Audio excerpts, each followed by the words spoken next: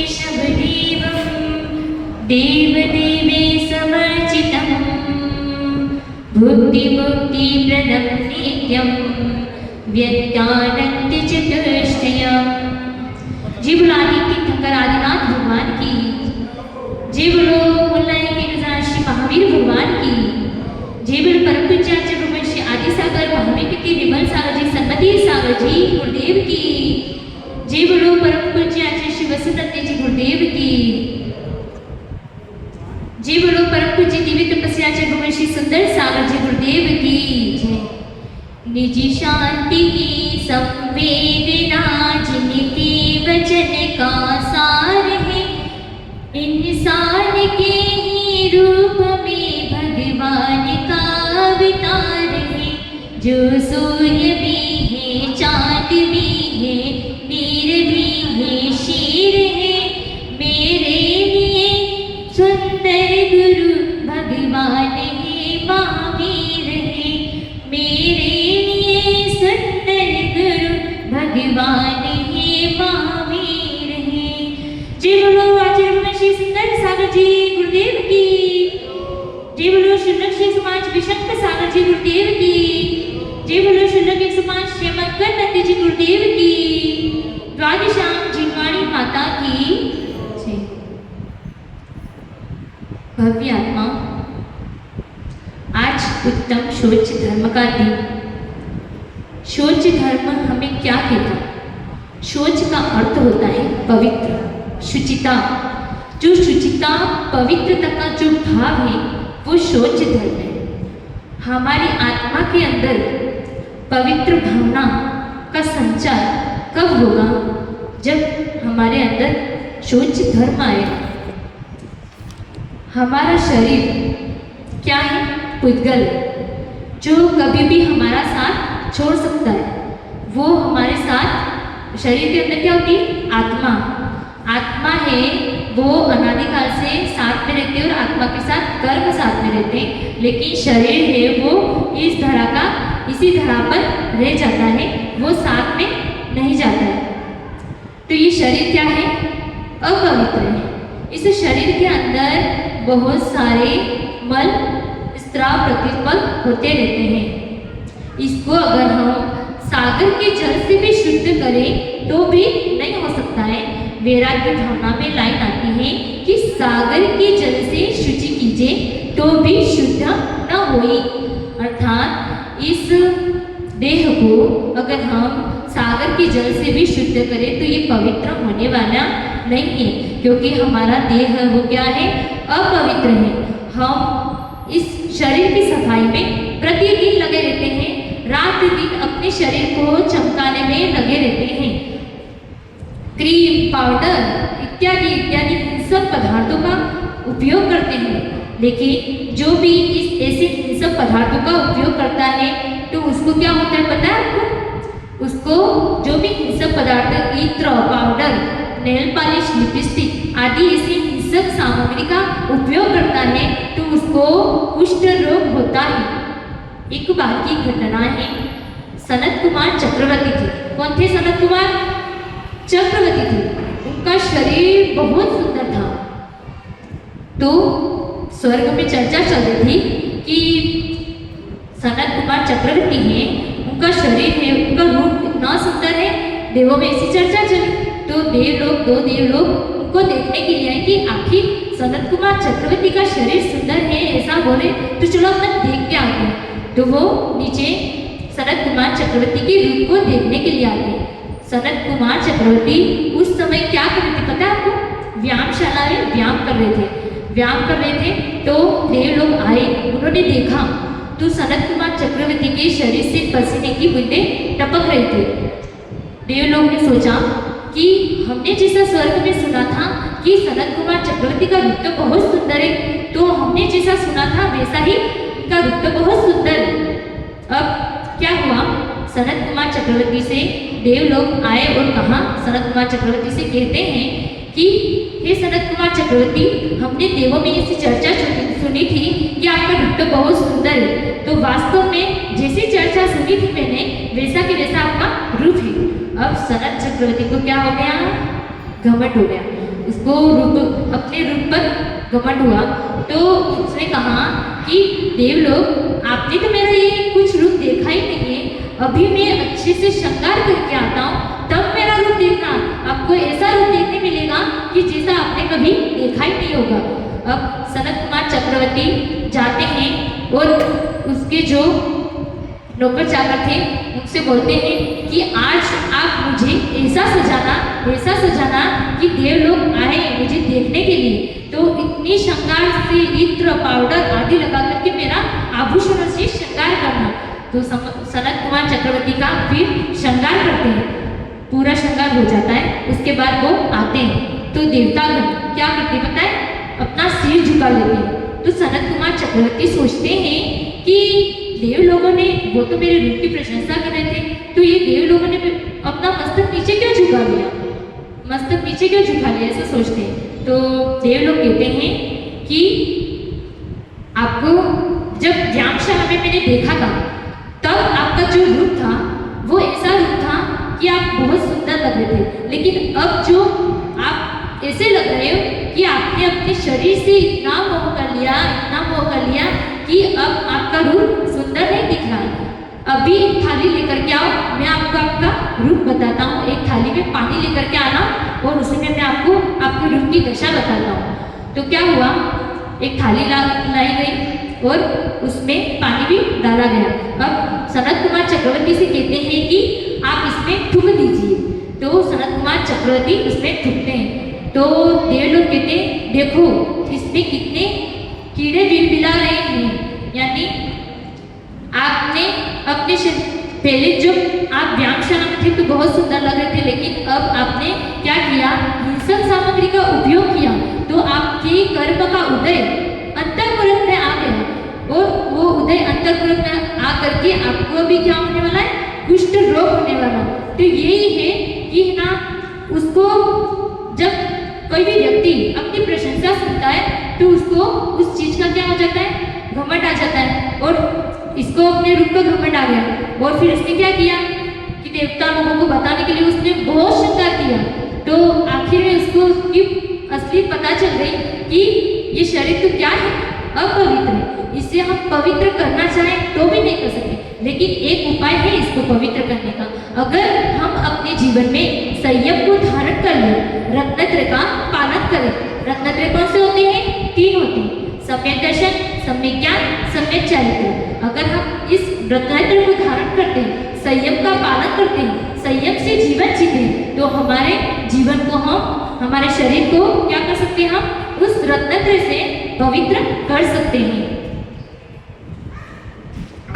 आचार्य पूज्यपाद स्वामी एक गाथा लिखी है आचार्य पूज्यपाद स्वामी ने कि आयुर्वृत्तिशयोत्कर्ष हेतु कालस्य निर्गमं वांछितां धनिनामीष्टं जीवितां सुतिरां धनम्। आयु का क्षय होना और समय का व्यतीत होना, समय का व्यतीत होना, आयु का क्षय होना धन की वृद्धि का कारण बनते। कैसे लोग बताते हैं, एक घटना के माध्यम से बताते हैं कि एक व्यक्ति था, वो मरण अवस्था में था। तो डॉक्टर ने उसे कहा कि आपके इलाज के लिए कितने रुपये होंगे खर्च, 10,000 रुपया आपके इलाज में खर्च होंगे। तो वो व्यक्ति बोलता है कि अगर मैं मर जाऊंगा तो फिर कितने रुपये का खर्चा होगा। तो डॉक्टर ने बोला 5,000 रुपये का। तो उसने कहा कि मेरे मरने से मैं मर जाऊँ तो वो अच्छा है, क्योंकि 5,000 रुपये का खर्चा होगा। तो व्यक्ति का लोभ इतना तीव्र होता है कि व्यक्ति को मरते समय भी उसको धन की इच्छा, धन प्यारा होता है, क्योंकि मरने के बाद तो धन साथ में नहीं आता, लेकिन व्यक्ति को क्या, धन प्यारा लगता है। इसलिए ये पूज्यपाद स्वामी महाराज कह रहे हैं कि आयुर्वृत्तिशयोत्कर्ष हेतु कालस्य निर्गमं वांछितां धनिनामीष्टं जीवितां सुतरां धनम्। कि व्यक्ति को अपने जीवन से भी ज्यादा क्या इष्ट है, धन। व्यक्ति को धन, पूरा रात दिन अपने जीवन भर धन संपत्ति पैसा कमाने में ही समय को व्यतीत कर देते हैं। व्यक्ति का लोभ, ये शौच धर्म हमें यही कहता है कि हमें अपने लोभ का त्याग करना होगा, तो ये शौच धर्म हमारे जीवन के अंदर आएगा। व्यक्ति की एक इच्छा पूरी होती नहीं कि उसकी दूसरी इच्छा प्रारंभ हो जाती है कि भगवान मेरा ये काम कर देना, मेरा ये काम कर दोगे, उसके बाद तो मैं आपसे कुछ मांगूंगा ही नहीं। ऐसा बोलते कि बोलते भगवान को कि मेरा ये काम कर देना, ये काम हो जाएगा, उसके बाद तो मैं आपसे कुछ नहीं मांगूंगा। लेकिन वो पूरा होते ही अपनी दूसरी इच्छा शुरू हो जाती है। एक बार की ऐसी घटना है कि अकबर और बीरबल दोनों बाजार में घूम रहे थे, तो उनकी दृष्टि एक वणिक यानी व्यापारी, जैसे बनिया, अपन क्या है बनिया ऐसा बोलते हैं अपन, तो एक वणिक पर उसकी व्यापारी पर दृष्टि पड़ी। तो वणिक क्या था, उदास था। तो अकबर ने पूछा कि बीरबल ये वणिक उदास क्यों बैठा है। वणिक से पूछा, फिर व्यापारी से पूछा कि आप उदास क्यों बैठे हो। तो उस व्यापारी ने कहा कि ना मैं हर बार हर समय मौसम के अनुसार अपने बिजनेस करता हूँ, यानी व्यापार करता हूँ, मौसम के अनुसार मेरा व्यापार चेंज होता है। तो इस बार सर्दी में मैं 500 कंबल लेकर के आया, लेकिन मेरा एक भी कंबल नहीं बिका, एक भी कंबल नहीं बिका। तो अकबर ने कहा तो इसलिए आप उदास हो।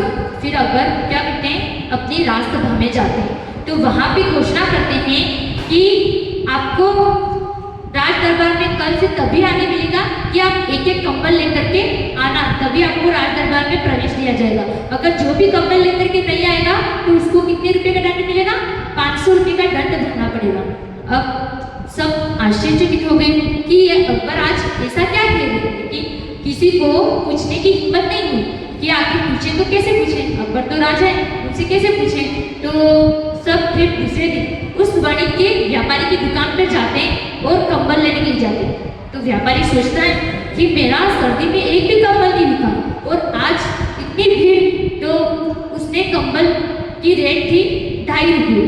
तो उसने सोचा कि ग्राहक आ रहे, आज तो मुझे बहुत मुनाफा हो सकता है। तो उसने 2.5 रुपये के कंबल की कीमत कर दी 5 रुपये। अब क्या होता है, उसके कंबल एक ग्राहक दिन भर दिन उसके ग्राहक आते ही रहते। तो उसने सोचा कि अपने कंबल की कीमत मेरे पास तो इतनी बची है, तो मैं कंबल की कीमत क्यों ना 25 रुपये कर दूं, तो मुझे और लाभ होगा।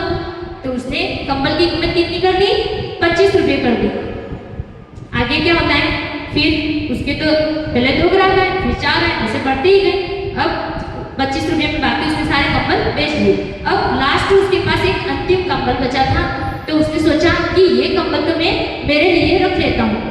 और उसी समय कौन आता है, फिर बीरबल आता है। बीरबल भी उसी व्यापारी की दुकान पर पहुंच जाता है और बीरबल पूछते हैं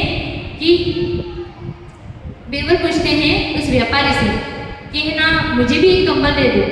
तो व्यापारी से कंबल मांगते हैं, तो व्यापारी कहता है कि मेरे पास तो एक ही कंबल बचा है। तो बीरबल कहता है कि है ना भले तुम कितने भी पैसे ले लो पर मुझे वो कंबल दे दो। तो वो बीरबल को कंबल दे देता है। कितने रुपए में देता है, 250 रुपये में। जो 2.5 रुपये का कंबल था उसने 250 रुपये में दिया।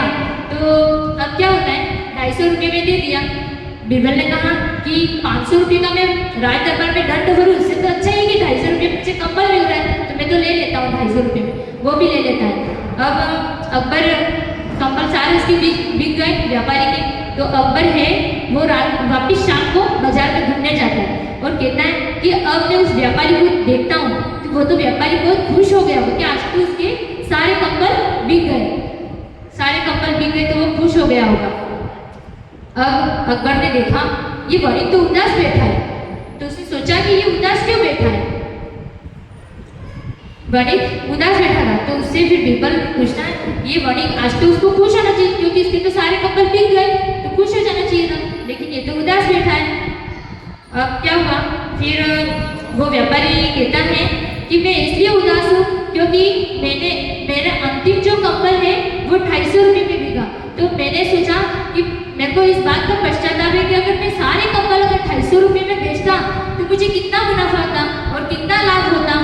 यानी व्यक्ति को किस बात की टेंशन है कि उसको लोभ बढ़ता गया, पहले 5 रुपये में, फिर 25 रुपये, फिर 25 से 250 रुपये में बेच दिया। तो उसको ऐसी लालच आ गई कि मैंने जो 5 का कंबल बेचा अगर मैं 250 में बेचता तो मुझे कितना लाभ होता। यानी व्यक्ति का लोभ है वो, ये व्यक्ति ऐसा ही है कि उनका लोभ प्रतिदिन बढ़ता जाता है। जैसे जैसे उसको लाभ हुआ वैसे वैसे उसका लोभ बढ़ता गया। जैसे शमशाद ने कितने भी मुर्दे जला दो, लेकिन पेट भरता है क्या शमशान में? बहुत से मुर्दे जल जाते हैं लेकिन उसका पेट नहीं भरता। वैसे वैसे अग्नि में कितना भी ईंधन डालो, लेकिन तो भी अग्नि में कितना भी ईंधन डालो लेकिन वो तृप्त नहीं होती। और सागर में आकर के कितनी भी नदियां समझ है लेकिन वो भी तृप्त नहीं होती है। तो ऐसे ही व्यक्ति की इच्छाएं कभी खत्म नहीं होती, व्यक्ति की इच्छाएं कभी खत्म नहीं होती। एक पूजा में एक लाइन आती है, धरी संतोष करो तपस्या देह सो, शुच सदा निर्दोष धर्म पढ़ो संसार में। तो इस पूजा की पंक्ति हम हर साल पर्युषण पर्व आते हैं पूजा करते हैं, लेकिन हमको क्या धर्म में इंटरेस्ट नहीं है, क्योंकि हमको बाहरी चीजों में ज्यादा रुचि, लेकिन बाहरी चीजों से कभी आत्म कल्याण चाहे तो नहीं हो सकता है। नहीं तो हम इस धरा पर आए हैं और ऐसे ही खाली हाथ चले जाएंगे, हमारे हाथ कुछ लगने वाला नहीं है, क्योंकि हमको धर्म में इंटरेस्ट नहीं है, रुचि नहीं है।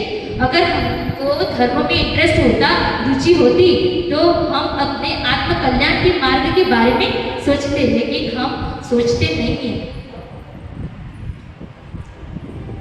यही तो बात है कि आज लोग धर्म से विमुख होते जा रहे हैं।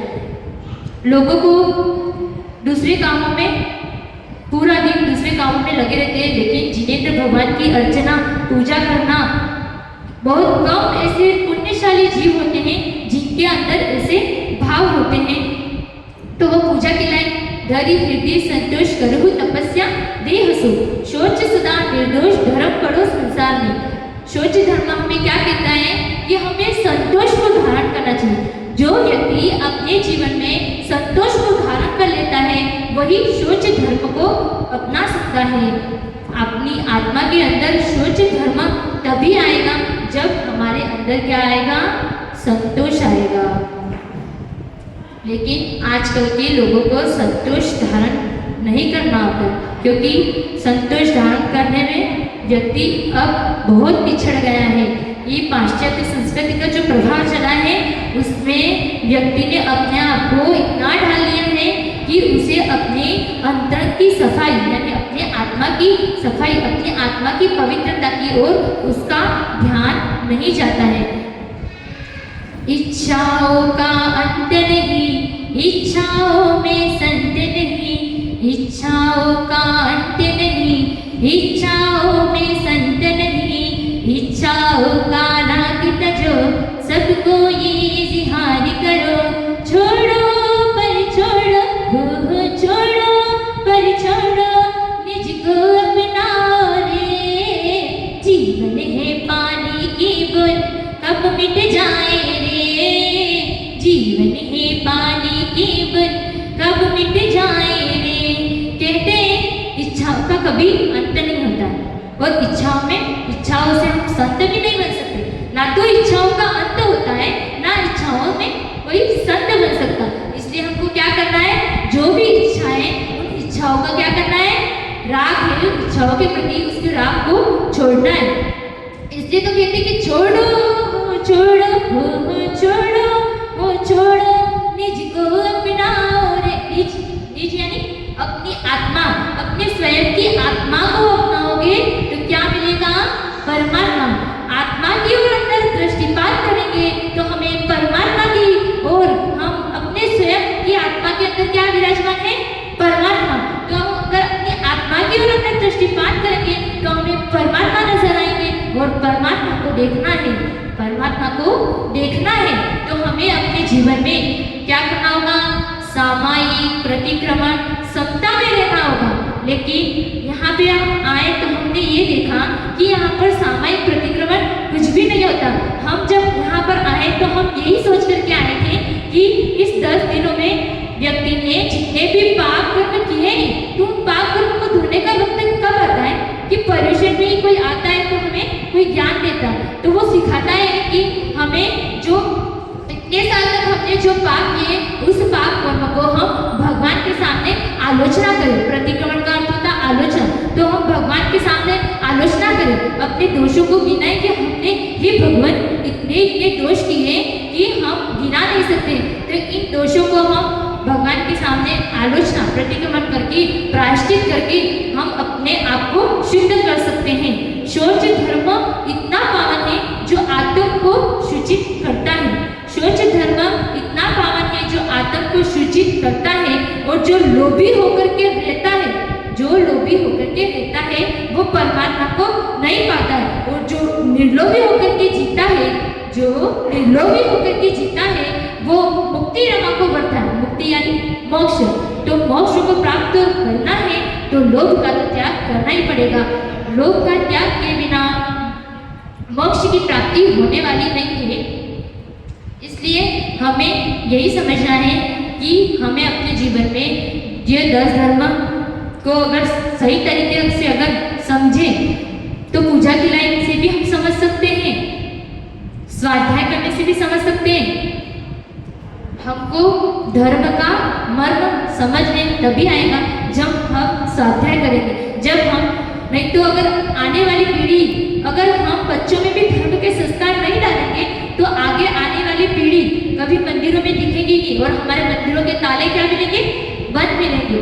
तो इसलिए बच्चों को धर्म से जोड़े, संस्कार दिलाएं, उनको पाठशाला में भेजें, और साथ साथ बड़े लोग भी अपने जो कार्य हैं उन कार्यों से निवृत्त होकर के जिनेंद्र भगवान के पास आकर के बैठे और अपने जो भी धर्म का मर्म है उसको समझे।